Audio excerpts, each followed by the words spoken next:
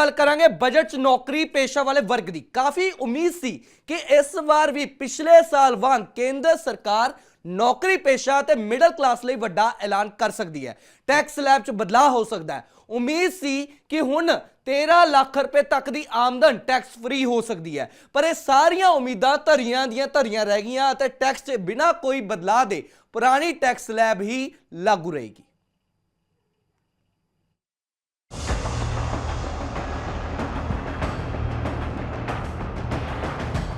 ਤਾਂ ਕਾਫੀ ਉਮੀਦ ਸੀ ਕਿ ਇਸ ਵਾਰ ਵੀ ਪਿਛਲੇ ਸਾਲ ਵਾਂਗ ਕੇਂਦਰ ਸਰਕਾਰ ਨੌਕਰੀ ਪੇਸ਼ਾ ਤੇ ਮਿਡਲ ਕਲਾਸ ਦੇ ਲਈ ਵੱਡੇ ਐਲਾਨ ਕਰ ਸਕਦੀ ਹੈ। ਟੈਕਸ ਸਲੈਬ ਦੇ ਵਿੱਚ ਬਦਲਾਅ ਹੋ ਸਕਦਾ ਹੈ। ਉਮੀਦ ਸੀ ਕਿ ਹੁਣ 13 ਲੱਖ ਰੁਪਏ ਤੱਕ ਦੀ ਆਮਦਨ ਟੈਕਸ ਫ੍ਰੀ ਹੋ ਸਕਦੀ ਹੈ, ਪਰ ਇਹ ਸਾਰੀਆਂ ਉਮੀਦਾਂ ਧਰੀਆਂ ਦੀਆਂ ਧਰੀਆਂ ਰਹਿ ਗਈਆਂ ਅਤੇ ਟੈਕਸ ਦੇ ਵਿੱਚ ਬਿਨਾਂ ਕੋਈ ਬਦਲਾਅ ਦੇ ਪੁਰਾਣੀ ਟੈਕਸ ਸਲੈਬ ਹੀ ਲਾਗੂ ਰਹੇਗੀ, ਜਿਸ ਦੇ ਤਹਿਤ 0 ਤੋਂ 4 ਲੱਖ ਰੁਪਏ ਤੇ ਕੋਈ ਵੀ ਟੈਕਸ ਨਹੀਂ ਹੋਵੇਗਾ। 4 ਲੱਖ ਤੋਂ 8 ਲੱਖ ਰੁਪਏ ਤੱਕ 5%, 8 ਲੱਖ ਤੋਂ 12 ਲੱਖ ਰੁਪਏ ਤੱਕ 10%, 12 ਤੋਂ 16 ਲੱਖ ਤੱਕ 15%, 16 ਤੋਂ 20 ਲੱਖ ਤੱਕ 20% ਤੇ 20 ਲੱਖ ਤੋਂ 24 ਲੱਖ ਤੱਕ 25%, 24 ਲੱਖ ਤੋਂ ਵੱਧ ਦੀ ਆਮਦਨ ਤੇ 30% ਟੈਕਸ ਜਾਰੀ ਰਹੇਗਾ।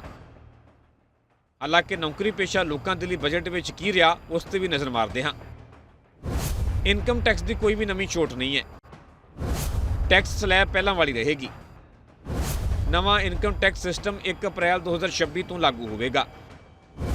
ਇਨਕਮ ਟੈਕਸ ਰਿਟਰਨ ਭਰਨ ਦੇ ਲਈ ਆਸਾਨ ਫਾਰਮ ਮਿਲੇਗਾ।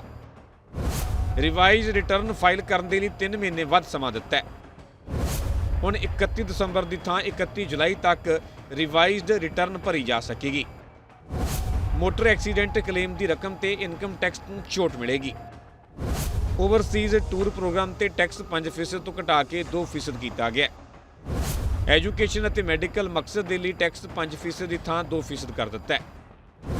ਕਰਮਚਾਰੀ ਭਰਤੀ ਸਰਵਿਸ ਤੇ ਟੈਕਸ 1% ਤੋਂ ਵਧਾ ਕੇ 2% ਕੀਤਾ ਹੈ। ਜਾਇਦਾਦ ਵੇਚਣ ਤੇ TDS ਦੇ ਲਈ ਹੁਣ TAN ਦੀ ਥਾਂ PAN ਆਧਾਰਿਤ ਚਲਾਨ ਭਰਨਾ ਹੋਵੇਗਾ। NRI ਦੇ ਵੱਲੋਂ ਵਿਦੇਸ਼ੀ ਕਮਾਈ ਨੂੰ ਭਾਰਤ ਦੇ ਵਿੱਚ ਨਿਵੇਸ਼ ਕਰਨ ਤੇ 5 ਸਾਲ ਦੇ ਲਈ ਇਨਕਮ ਟੈਕਸ ਦੇ ਵਿੱਚ ਰਾਹਤ ਦਿੱਤੀ ਗਈ ਹੈ। ਸ਼ੇਅਰ ਮਾਰਕੀਟ ਦੇ ਨਾਲ ਜੁੜਿਆ ਸਿਕਿਉਰਿਟੀਜ਼ ਟ੍ਰਾਂਜੈਕਸ਼ਨ ਟੈਕਸ 0.02% ਤੋਂ ਵਧਾ ਕੇ 0.05% ਕਰ ਦਿੱਤਾ ਹੈ। I want to express my gratitude to the people for standing firmly with us as we forge our way together towards becoming one of the largest economies of the world.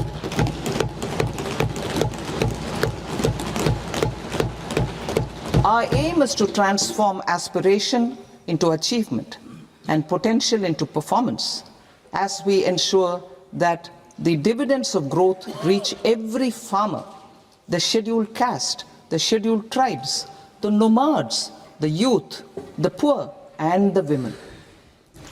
In Vikasit Bharat Young Leaders Dialogue 2026, several innovative ideas were shared with our Prime Minister, which have inspired many of the proposals, making this a unique Yuva Shakti driven budget. Our government's sankalp is to focus on our poor, underprivileged and the disadvantaged. To deliver on this sankalp, and given that this is the first budget prepared in Kartavya Bhavan, we are inspired by 3 Kartavya. ਖੈਰ ਨੌਕਰੀ ਪੇਸ਼ਾ ਦੇ ਲਈ ਜਿੱਥੇ ਕੁਝ ਐਲਾਨ ਹੋਏ ਤਾਂ ਉੱਥੇ ਇਨਕਮ ਟੈਕਸ ਦੇ ਵਿੱਚ ਨਾ ਦਿੱਤੀ ਗਈ ਛੋਟ ਤੋਂ ਕਈ ਵਰਗ ਪਰੇਸ਼ਾਨ ਹਨ ਅਤੇ ਸਵਾਲ ਸਰਕਾਰ ਤੇ ਖੜੇ ਕਰ ਰਹੇ ਨੇ। Bureau report, living India news.